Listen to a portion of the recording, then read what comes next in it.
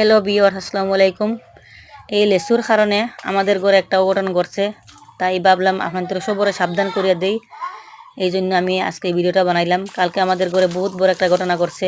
এই লেসু খাইবার গিয়ে আমাদের ঘরে একটা বাচ্চার গলাত লেসুটা লাগছে, লাগিয়া ফাঁসিয়া বাচ্চার অবস্থা খুব খুব কন্ডিশন খারাপ, খুব মানে সিচুয়েশন খারাপ হয়ে গেছে।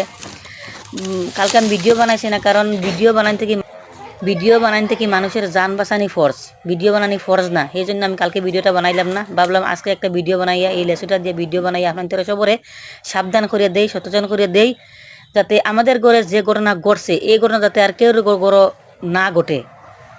বহুত খারাপ কন্ডিশনও, এখন আল্লাহ রহমত অল্প ঠিক হয়েছে, কারণ সবর দোয়াত বাচ্চাটার মানে খাদ্যনালী মানে শ্বাসনালীর ভিতরে মানে লেসুটা আটকে গেছিলো, ফাঁসি গেছে। ফাঁসার পরে মানে তার জানটা মানে এইদিকেও হয় না সেদিকেও যায় না, মানে কোনো একটা খুব একটা খারাপ কন্ডিশনে খারাপ সিচুয়েশনে আসলাম। মানে দেখলেই মানে আপনাদের বিশ্বাস করতা, কিন্তু আমি আপনাদের কই বিশ্বাস করে ভাইয়ের না, কারণ বহুত বড় ঘটনা হয়েছে। এই জন্য ভাবলাম সবরে কই নিজের বাচ্চাদের সাবধান করে রাখবা, লেসু খাইবার দিও না। আর লেসু যদি আপনাদের বাচ্চাদের খাইবার দেন, নিজের আত লইয়া বাচ্চাদের বাঁচিয়া দেখিয়া লেসুর গুটিটা ফালাইয়া তারপরে বাচ্চাদের প্লেটও লইয়া লেসু খাইবার দেন যে।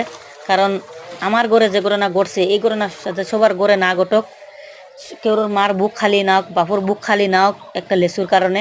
তাই ভাবলাম ভিডিওটা শেয়ার করি, কোনো লাইক ভিউ হওয়ার জন্য না, কিন্তু রিয়েল ঘটনা, এটা অরিজিনাল ঘটনা কই আর আপনাদের সবার লগে।